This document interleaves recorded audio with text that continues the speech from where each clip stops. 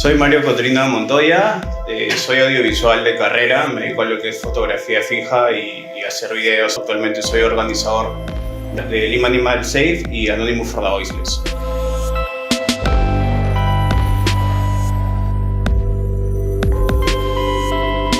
Mi nombre es Marisol González Ochoa, soy profesora de educación secundaria, soy activista y soy vegana.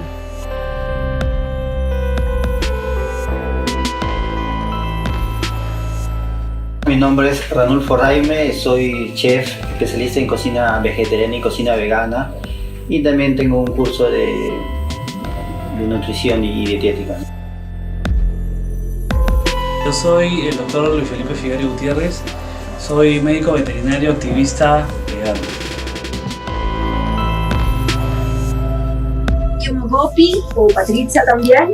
Y lo que me dedico principalmente en ese momento es a desarrollar un proyecto que es con un enfoque ecológico y espiritual que se llama Brindavan Perú Jardín Ecológico, donde entre otros se encuentra un refugio para animales rescatados muy conocido que se llama La Granja de la Misericordia.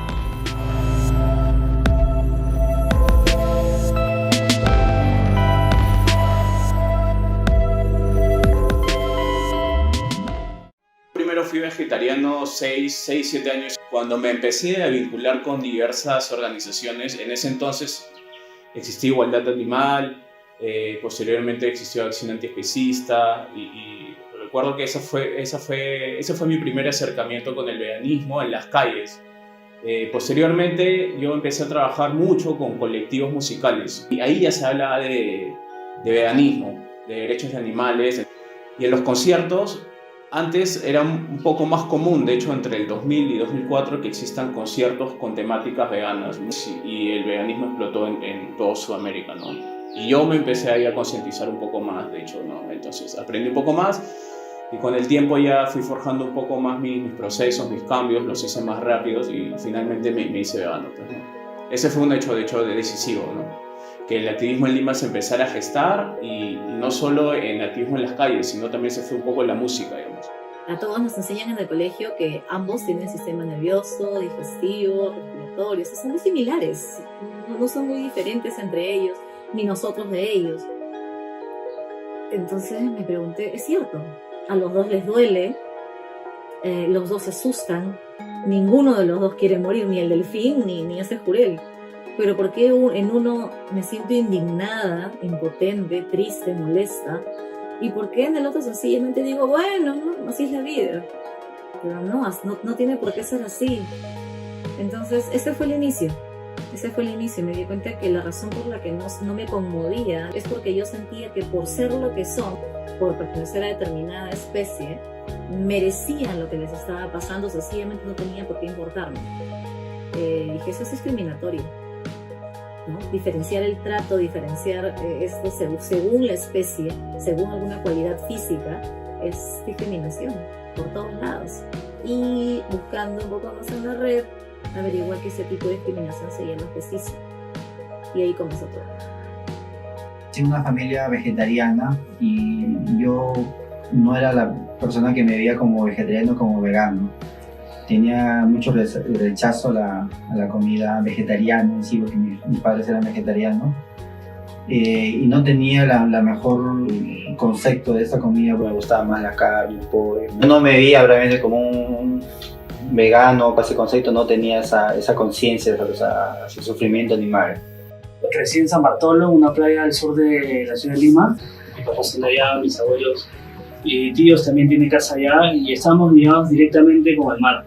Mi papá me enseñó a pescar desde muy pequeño y a la edad de más o menos 17 años conocí unos amigos que hacían caza submarina y me sumergí en ese mundo tan maravilloso que es el mundo submarino, ¿no? Yo crecí en una pequeña ciudad, entonces tenía la playa, pero sobre todo iba muchísimo y también por temporadas largas en la montaña. Yo creo que ahí lo que ya estaba dentro de mí, de cada ser, que es la conexión con la naturaleza, como ser natural que somos, simplemente se enraizó más dentro de mí. Y luego todas mis elecciones de vida al crecer han sido siempre alrededor de la naturaleza, de ser súper ecologista, de volverme vegetariana, empezar a viajar recorriendo el mundo en lugares naturales, hasta llegar a hacer muchísimos voluntariados en fincas de diferentes lugares del mundo y hasta decidir con mi familia fundar este proyecto y mantenerlo. Comía bastante pollo. Recuerdo que durante muchos años fui una asidua comensal. Entonces, digamos que lo primero que tuve que hacer cuando me volví vegana fue dejar de consumirlo, evidentemente. Me di cuenta pues que es una criatura sintiente, no había ya forma de seguir consumiéndolo después de saber lo que ya sabía.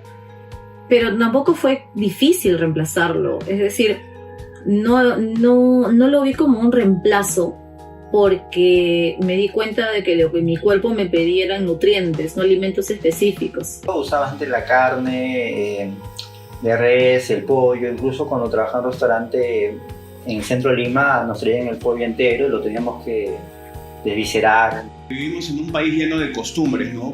Perú es un país muy costumbrista, con muchas tradiciones. Nuestra comida está entre las mejores 5 o 7 mejores del mundo, si no me equivoco. Y es una costumbre, comer es una costumbre, es una tradición también. Escuché una estrategia muy inteligente que me dijo: nosotros no estamos en contra de la comida peruana, sino estamos en contra de los insumos. Y si nos ponemos a analizar bien, a nadie se comería un pollo o un pescado o un pavo sin aderezos, ¿no? Entonces, en verdad, el fuerte de nuestra gastronomía está en eso, en los aderezos, ¿no? Después de que murió mi padre, me empecé a interesar más que todo por el tema de la salud.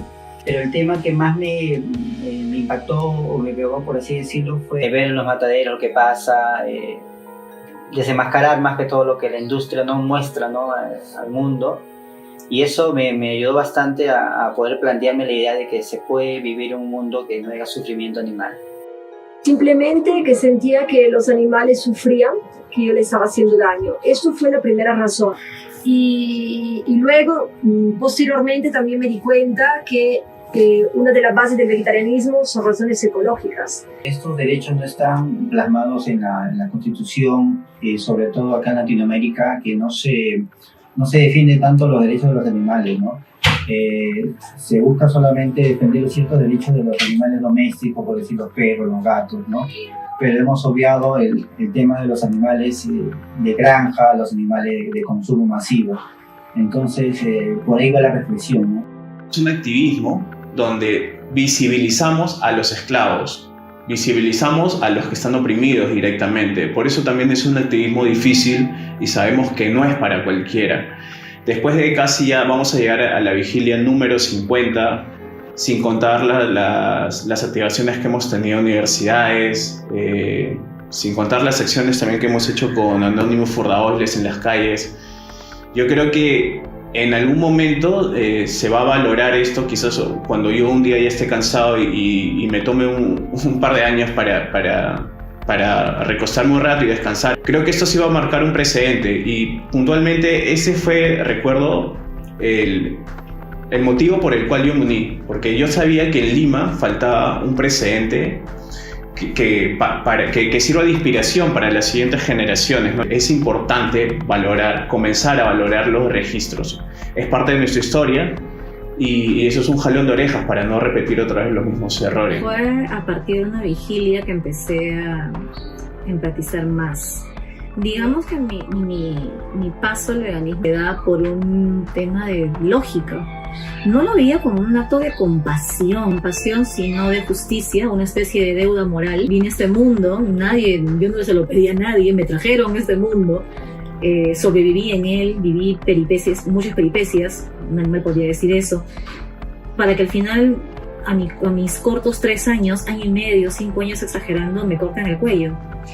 Entonces dije, no, así vivan rodeadas de pasto fresco, con el viento y la naturaleza, al igual que todos los demás animales, los van a traicionar. Sufren la peor de las traiciones, les hacen creer, ¿no?, que su vida importa, son alimentados, hacinados, reproducidos y luego pasan sus últimos minutos de terror. ¿Cuánta gente empatiza con jureles? ¿Cuánta gente empatiza con un insecto, con un bicho? ¿Cuánta gente empatiza con las ratas? Entonces me di cuenta de que es cierto, mientras más familiar o humano me parezca, voy a empatizar más. Hay poco activismo de la parte de los cocineros porque muchos guardan sus recetas para ellos mismos, no quieren compartirlas, más que todo porque hay muchos animales y mucha gente que necesita de esa información que se comparta, ¿no? Me di cuenta que ser vegana no es suficiente. Es igual que el racismo, es igual que la homofobia. O la gente que dice, pero yo no le pego a mi esposa. Pero, ok, ¿qué quieres? ¿Una medalla? Es lo mínimo que puedes hacer con lo que te han enseñado. Te han enseñado que no se lastima, que no se daña, que no se hiere. Entonces, obviamente al crecer, haces lo que tienes que hacer, respetar. Como yo veo el camino, lo que va a pasar en 10 años más o 8 años más es que el mercado carnívoro y de lácteos va a ser muy, muy reducido, porque es insostenible, cada vez es más caro criar animales. Pienso que el movimiento tiene que concentrarse en la profesionalización de sus acciones, porque a veces estamos centrando el veganismo en el activista y no en el objetivo. El objetivo no es el activista ni cómo se siente el activista, sino el animal, la situación de los animales en el mundo. Cuando entendamos eso, creo que el movimiento va a crecer bastante.